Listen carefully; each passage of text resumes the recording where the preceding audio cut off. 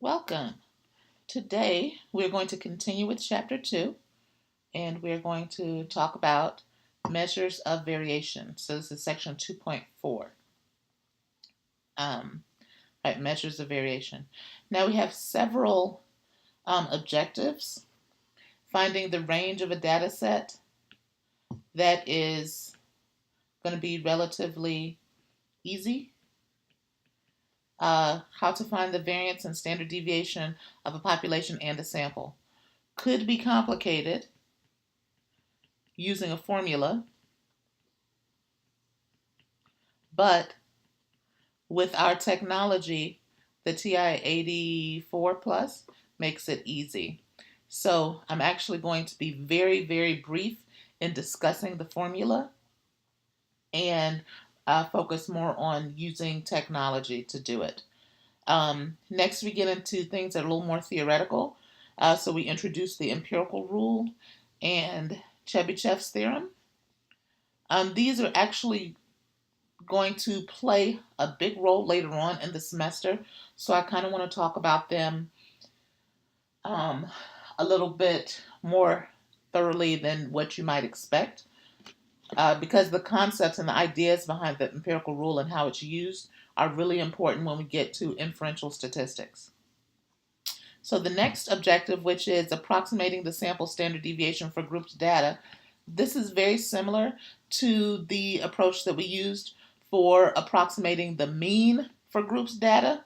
And again, we're going to just really use the TI-84 to kind of cut out some of the grunt work.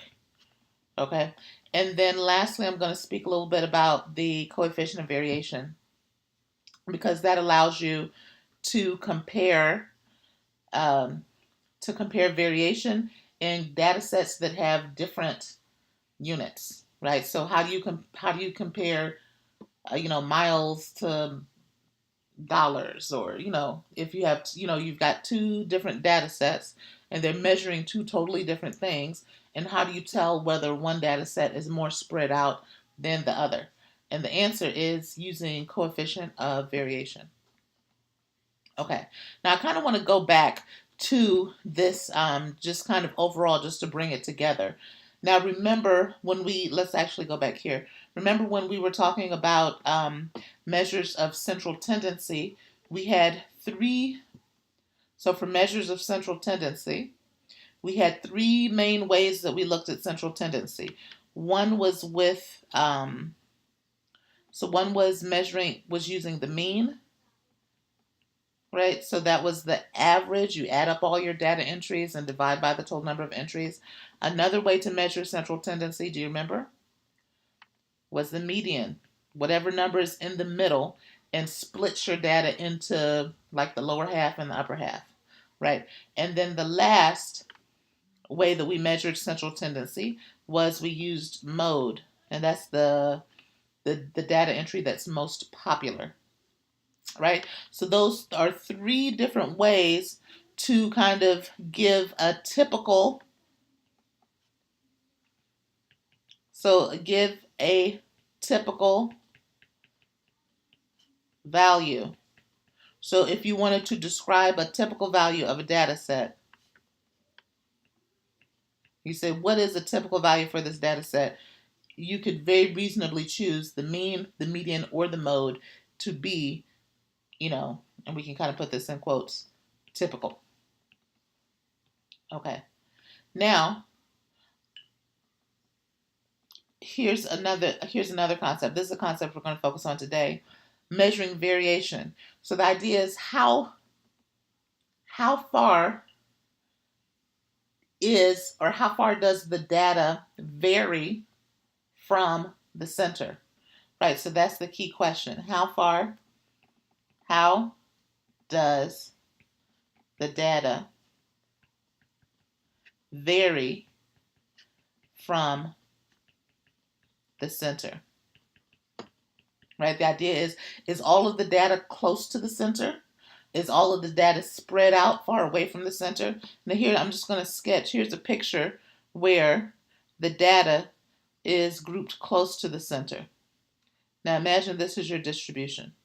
Now, actually, when I'm drawing this, here's the idea. The idea is, suppose you have a histogram, and like here's your histogram. So remember with the histogram we've got, so like maybe this is your histogram, right? So instead of drawing these little rectangles, I take a shortcut and I just draw the this this kind of outer contour. So that's what I'm doing when I'm doing this little curvy continuous shape here. Right, so here all of the data is bunched up around the center. So probably this is the center and the data is really close. As opposed to, now we could draw another picture. Now for this other picture, we're going to have the data really spread out. So now can you see how here the data, so like here's our center, but we've got data that's really spread out. So there's some data all the way over here that's far from the center. So there's more data far from the center, right? So the data varies a lot from the center. Is it close to the center? Is it far from the center? There's a lot of variation, right? And this is data is close to the center, right? All of the data is bunched up around the center. So this is kind of what are we going to be focusing on in 2.4? We're going to be focusing on how much variation is in the data. Is the data close to the center? Is the data spread out far apart from the center? Is the data far away from the center? And we have, just like we had 3 different computations for measuring the central tendency of a distribution, we're going to have about 3 different ways to measure the variation of a distribution. Okay, and what I want to do is I kind of all through the semester, or especially in this beginning part of the semester when we're going through descriptive statistics, we're going to go back and forth between this concept, between kind of eyeballing it, right? So eyeballing it, which means we're looking at pictures, eyeballing it. I hope you know what I mean by that. So we're visually estimating, right? Visually estimating versus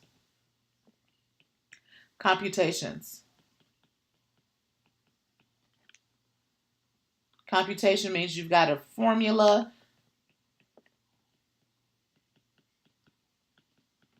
right? You've got some raw numbers. Here's a perfect example. A perfect example is when we are talking about the difference between the mean, right? I've got a formula for the mean. I can say mu is equal to the sum of x over big N, right? That is the formula for the mean. That gives me a number, computations, right? I can go to town, computing a number for the mean. However, if I draw a picture and I say the mean is here, I'm eyeballing it, right? I'm just kind of I'm visually inspecting my graph and estimating where the mean is. And I'm thinking, well, the mean is, kind of the average. So the um, the area underneath the curve is going to kind of what's the way to balance that out? It looks like the mean is over here. Okay. So all throughout the semester, we'll kind of go back and forth between eyeballing, right, and visually looking at visually, kind of getting a visual sense and eyeballing things versus having a concrete formula. Okay, so let's talk about, so we've already talked about visually eyeballing measures of variation, right? A lot of spread versus very little spread, right?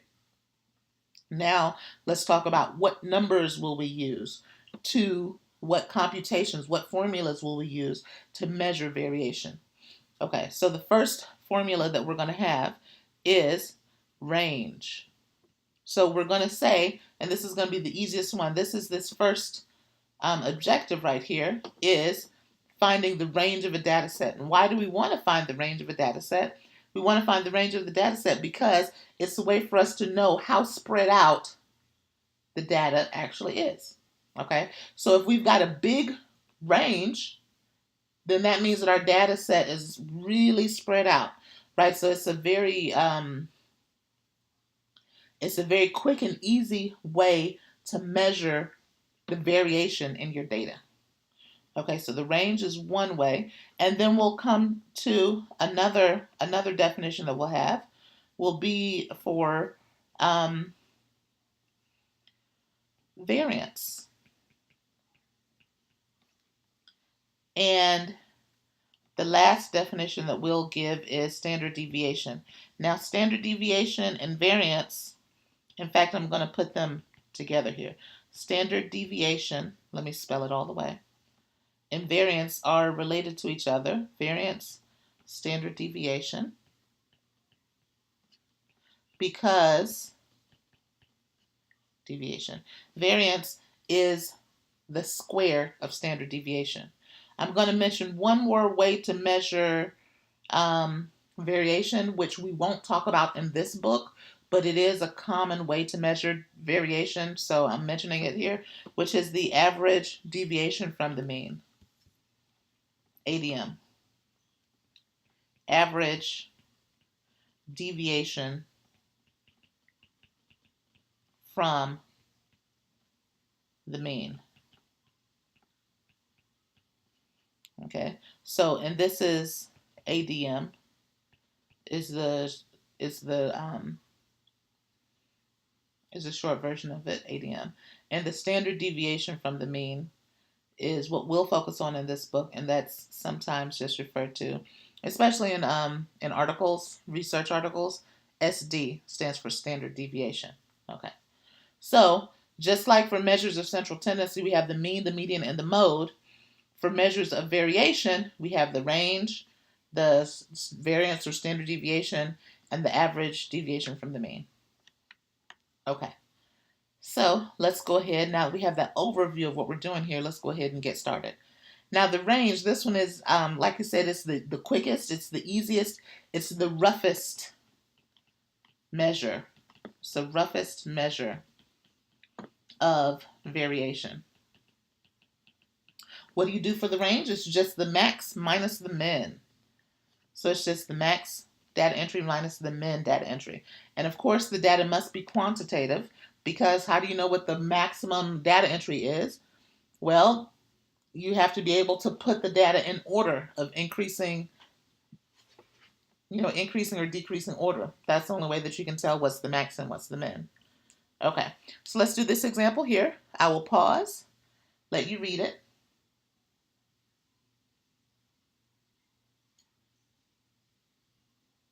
Okay, so here's a solution.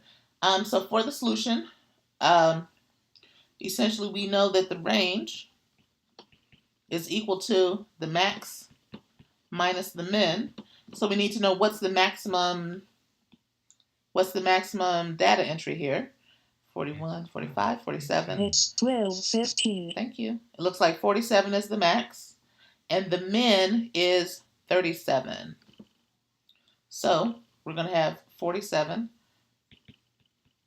minus 37, which is 10. So the range, let's go ahead and put our units on here. The range of starting salaries is, based on this sample,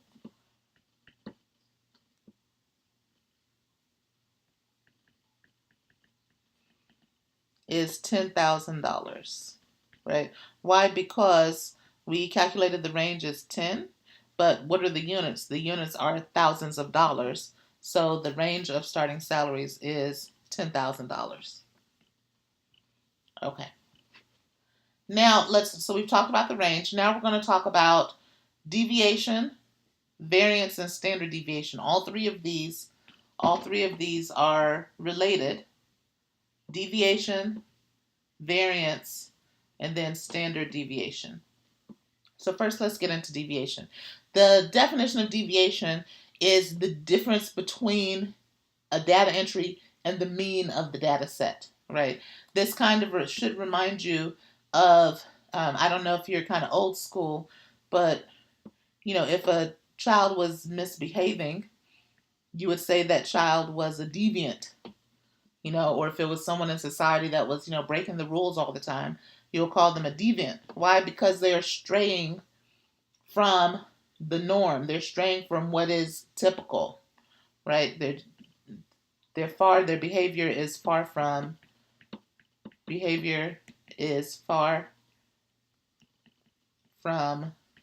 typical. So you say, oh, you're deviant, right? So it's the same root that deviation, and I think that's actually two. The via is one, and then the D is another, but you can kind of get the point. Deviation is saying how far is a data entry away from the mean. Because if we think about it, like this, so if we've got our center, right, and our center is equal to the mean, and you have a data point right here, say this is your first data point, and then you have another data point that's all the way over here, right? You want to say that the deviation of x2 is larger than the deviation of x1 because x2 is further from the mean than x1 is. Okay, so now here's our formula for deviation. Deviation of a data entry is just x minus mu for a population, and the deviation, if you have a sample data set, is just x minus x bar. Okay, so let's do this example here, finding the deviation. I'll pause while you read it. Okay, so we've got this corporation, and the corporation has hired 10 graduates. It's the same setup as we had before, 10 graduates, and we know the starting salaries in thousands of dollars. Okay, so we got someone got hired at 41,000, someone got hired at 38,000, someone got hired at 47,000, right? So, we want to find the deviation of the starting salaries. So the first thing we need to do is we need to find the mean, because remember our formula for deviation is going to be the deviation is equal to deviation. Let's see here, deviation of a value x is going to be x minus the sample mean, x bar. So in order for us to calculate the deviations, we need to know the mean. Here's the perfect time for you to practice using your calculator, your TI-84, to find the mean. Okay, so what I'm going to do is let's go over to, let's see here, let's go over to the website, and I have this website linked on Canvas. I'll put the link on Canvas. And what we want to do is we're working with descriptive statistics. So we want to find the mean or the median. So let's click on that. And it looks like to find the mean or the median, here's what we do. Put a list in L1. So in L1, you're going to enter 41, 38, 39, 45, 47, 41, 44, 41, 37, 42. Because those are the data entries. So enter your numbers into the list L1, and then this is what you do. So you go to stat, and then you want to go to one var stats, which stands for one variable statistics. Hit enter, and then hit your arrow down until you get to X bar. Okay? And this same going to one var stats also allows you to easily find the median of your data set. So when you do that for the data here, you should find that your X bar is equal to 41.5. Okay? And so now we can find the deviation for each number. So we just need to take 41 minus 41.5, 38 minus 41.5, 39 minus 41.5, right? And so what's 41 minus 41.5? It's going to be negative 0.5. What about 38 minus 41.5? Negative 3.5. 39 minus 41.5 is going to be negative 2.5. Notice that if the deviation is negative, that means the value is below the mean, right? So if the deviation is negative, the value is below the mean. If the deviation is of a value is positive, the value is above the mean. So let's see here. So we can go ahead and put these in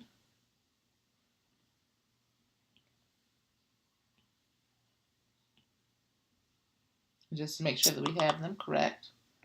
So for 45, we should get 3.5 because that's above the mean. 47 is going to be 5.5.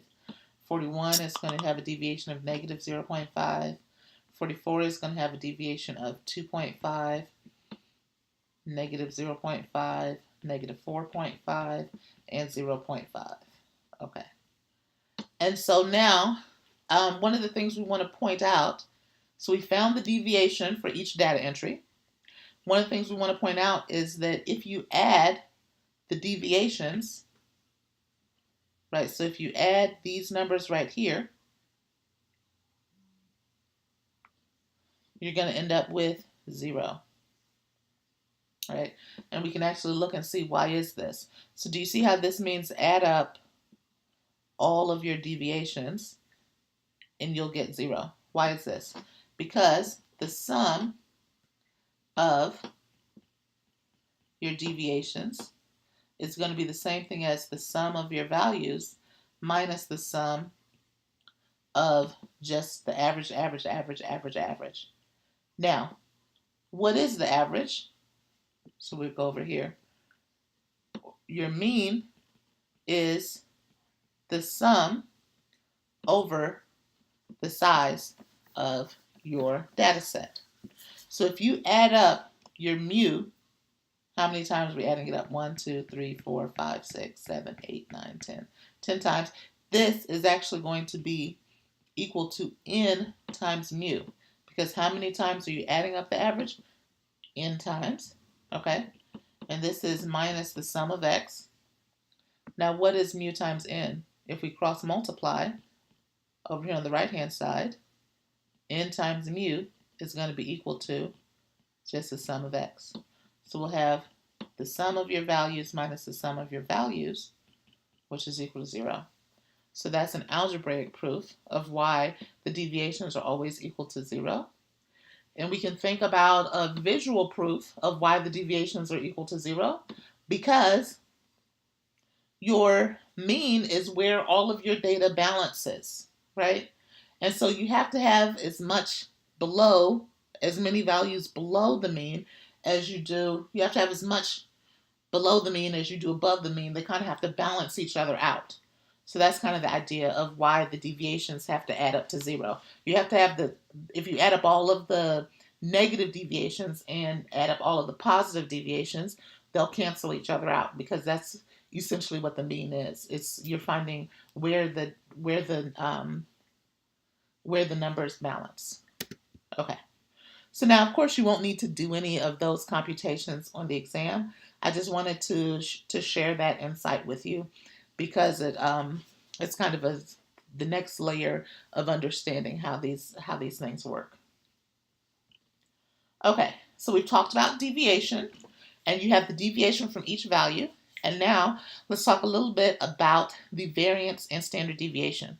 So now the formulas for population variance and population and standard deviation are as follows.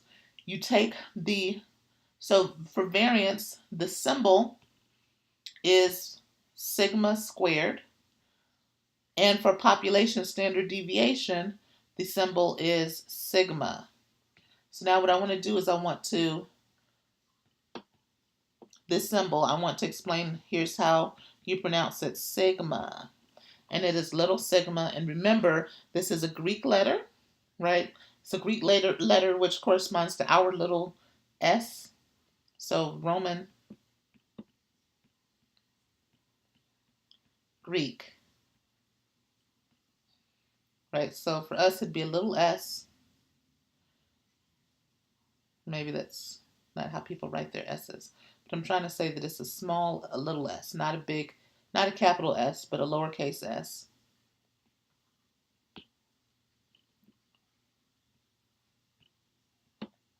Okay, and then the Greek is a sigma. And so it looks kind of like an O, but it's not. It's not an O because you're coming off and then, so that's a sigma. And then for variation, which would be a little less squared, and you have sigma squared. So notice that variance is the square of standard deviation. Okay, and that's shown here.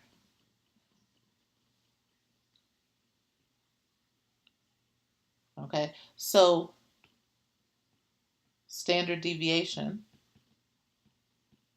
this is population standard deviation, and this is inside of here is population variance.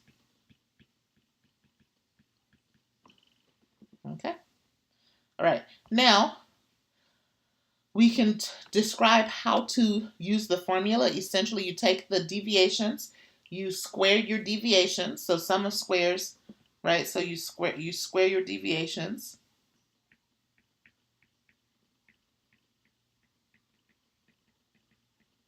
And then you add them up.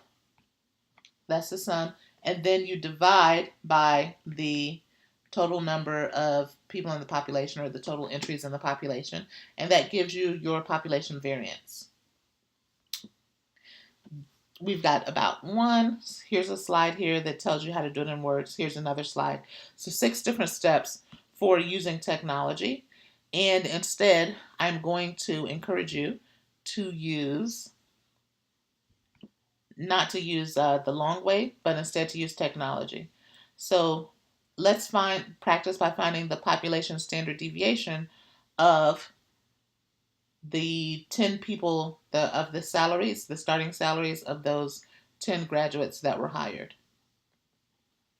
Now I'm again going to go here. So now imagine we're at this, this is the website that I told you, there's a link to the website in Canvas. And what we want to do is we want to find the population variance or standard deviation. So we're going to click on that. And to find the population variance, look at this. Your calculator does not find the population variance directly. Okay? You find the population standard deviation and square it. That's how you find the population variance. Now, first, to find the population standard deviation, here are the instructions. You're essentially going to go to one bar stats. And you want to be careful because when you hit one bar stats, you need to make sure to find this symbol right here, sigma x. Okay? So remember, sigma stands for population.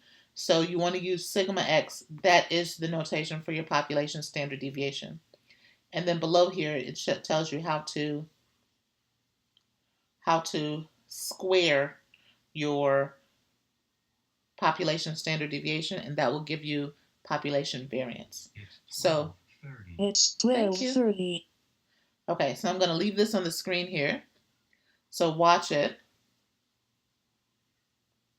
Follow those instructions, and now let's go back and see what should you have gotten for your population variance and population standard deviation. Now, look at all of the work that you have to do. You have to do this chart, these charts, and all of this, right? Or you can use your technology, and you should get that your variance is about 8.9 and your standard deviation is about 3.0. Okay. Now, what does this mean for us? The units for standard deviation are the same as the units of mean. Okay, that's the same as the units of your original data set. So this 3.0 corresponds to $3,000. So the standard deviation is $3,000. So it doesn't really make that much sense, because you can say, well, what is $3,000? What does that mean to us? The fact that the population of standard deviation is 3,000, what does that mean? Is that a lot? Is it a little? Is the data close together? Is the data spread out? That is why later on we will look at the empirical rule. The empirical rule will tell us that when you have data that is bell-shaped, you know that a certain percentage of your data lies within one standard deviation of the mean, two standard deviations of the mean, three standard deviations of the mean. So for instance, if our mean, so if the mean salary is, I think for this, the mean salary is 41,500 is what we found. 41,500 is the mean salary. Then to know that the standard deviation is $3,000 means, assuming that income and starting salaries are normally distributed, that means that this is kind of how we're looking. So minus 3,000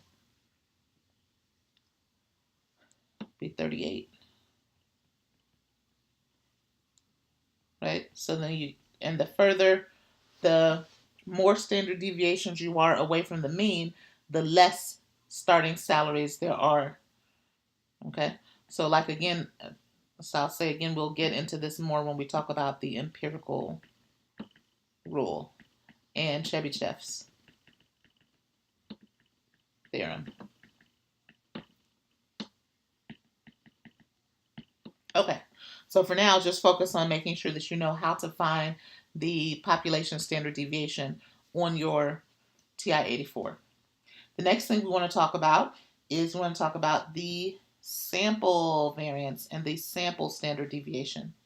So these are not exactly the same, but they're very, very close to it. Here's the only difference. The only difference is when you're finding the sample variation or the sample standard deviation, the only difference is instead of looking for sigma x, you're going to find Sx, okay, because the symbol for sample standard deviation is Sx, okay.